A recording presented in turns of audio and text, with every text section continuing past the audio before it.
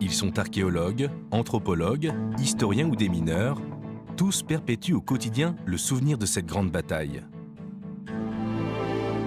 À l'occasion du centenaire de cet événement historique, l'équipe du Journal de la Défense est partie à la rencontre de ces spécialistes qui sécurisent la zone où font parler les vestiges du passé. Sur ces terres ravagées par la Grande Guerre, les séquelles sont toujours bien visibles. À Verdun, Souville ou Fleury devant Douaumont, ces hommes travaillent sans relâche. Malgré la complexité de la tâche, ils parviennent parfois même à identifier les dépouilles sorties de terre. Que reste-t-il de la bataille de Verdun, près de 100 ans plus tard?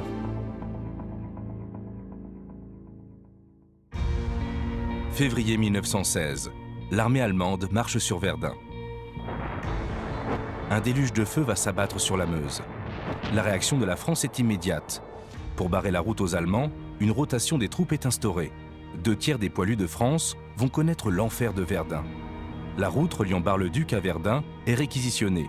Rebaptisée après-guerre « Voie sacrée », elle acheminera quotidiennement près de 2000 tonnes de munitions, et ce jusqu'au dernier jour de la bataille, le 19 décembre 1916. Si l'Allemagne dénombre 337 000 morts, disparus ou blessés, la France en compte, elle, 378 000. Aujourd'hui, 140 000 d'entre eux n'ont toujours pas été retrouvés.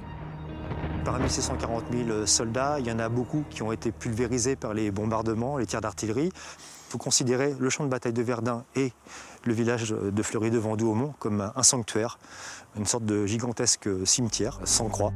La nécropole nationale de Douaumont est pourtant peuplée de poilus. Chacune de ces croix rappelle le souvenir des morts de Verdun. Mais nombreux sont ceux à reposer encore sans sépulture dans cette terre sacrée. Les soldats disparus sont toujours ici.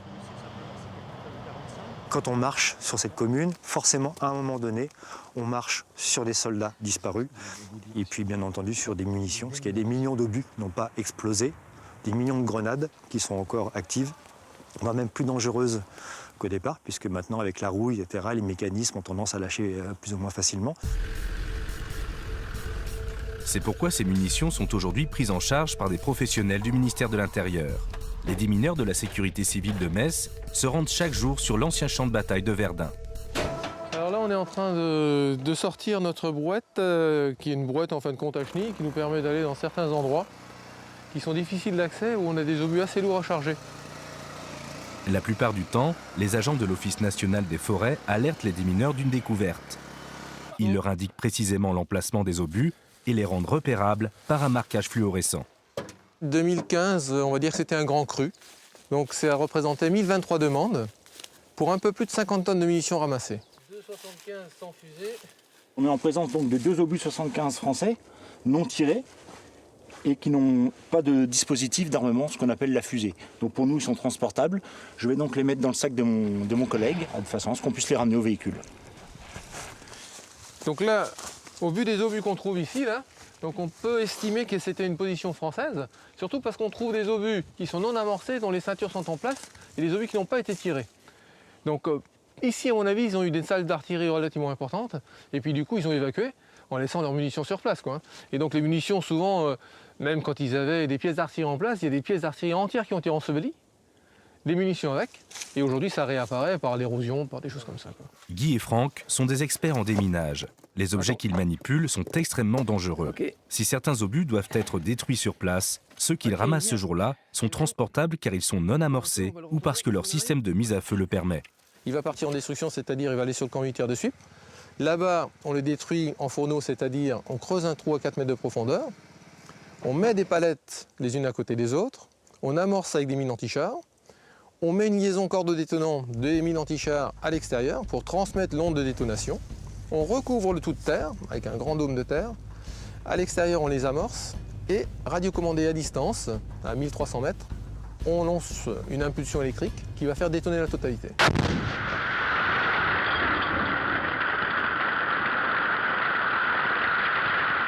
Donc ça, c'est le schéma classique. Si pour X raison, on ramasse des obus qu'on va dire douteux, c'est-à-dire on n'est pas sûr parce qu'ici, il y a eu des obus chimiques, on va les radiographier. On leur donne un numéro et ils sont déclarés à l'OIAC. Dans ce cas-là, ces obus-là sont destinés à la future usine Sequoia qui va les démanteler et qui va retraiter le produit. Les terres de Verdun ne regorgent pas seulement de munitions. Régulièrement, des ossements de poilus sont découverts.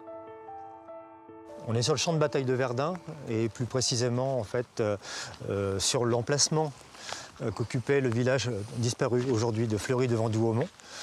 Village qui a été entièrement rasé pendant le premier conflit mondial. Donc en 1916, à force d'être repris et repris jusqu'à 16 ou 17 fois, il était bombardé quotidiennement. Et bien en fait, toutes les maisons ont fini par disparaître et il ne reste plus aujourd'hui que des cratères. En 2013, des pèlerins allemands qui se baladaient sur ce site ont découvert quelques ossements humains en surface. Ils ont prévenu les autorités qui sont venus récupérer ces ossements.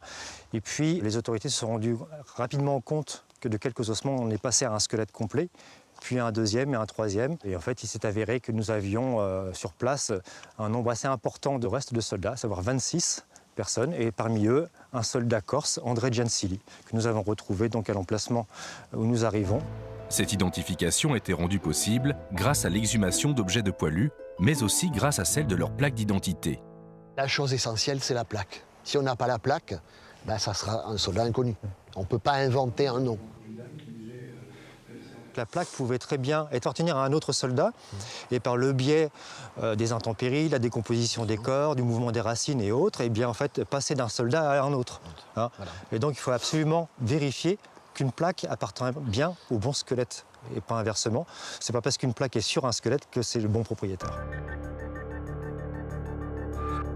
En tant qu'archéoanthropologue de l'INRAP, j'ai été réquisitionné par le procureur de la République pour intervenir sur l'identification des restes humains, mais essentiellement sur les ossements et sur les objets bien sûr qui accompagnaient ces corps.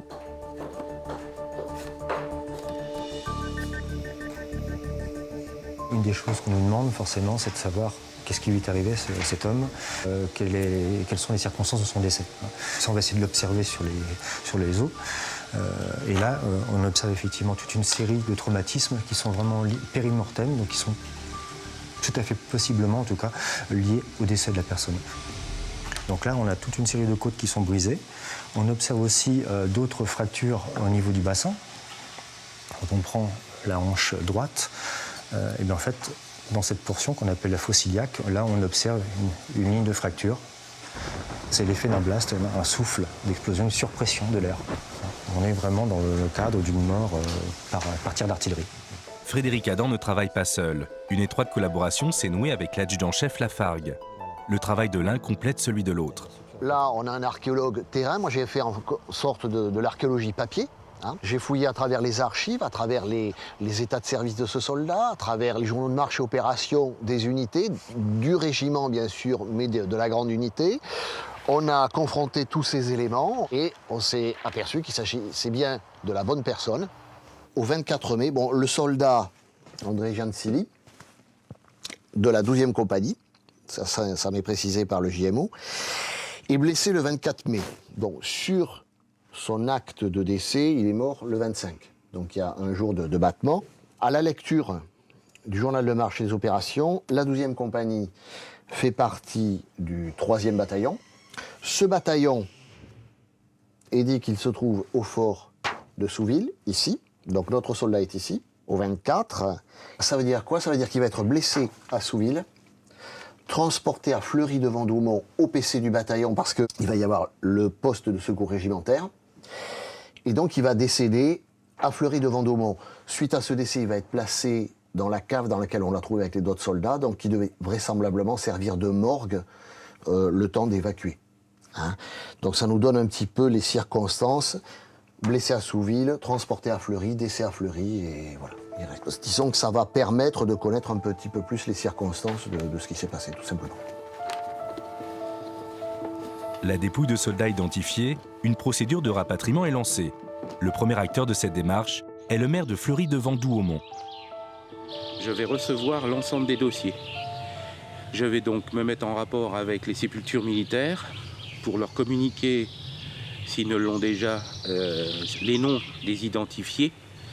Et à partir de là, la procédure va être lancée pour essayer de retrouver justement ses ancêtres. Alors il y en a déjà 2 qui se sont manifestés grâce à la presse en fait, qui a relaté l'événement. Donc il y a un Corse, Giansili, j'ai eu la famille, j'ai eu le neveu qui souhaite qu'effectivement le corps de Giancilli soit ramené en Corse. Lorsqu'un descendant en fait la demande, la dépouille de militaire identifié peut être rapatriée sur sa terre natale. Le service des sépultures de guerre assume cette mission. Ce service, dépendant de l'Office national des anciens combattants et victimes de guerre, dont le siège se trouve à l'Hôtel des Invalides à Paris, doit prendre toutes les mesures nécessaires pour la préservation de la dépouille et de ses effets personnels. Il identifie également les descendants du soldat, achemine la dépouille et lui rend les derniers hommages. Le service des sépultures de guerre de Verdun a pris soin du cas du soldat Giancilli. Notre équipe est partie à la rencontre de Jean-Pierre, un de ses descendants.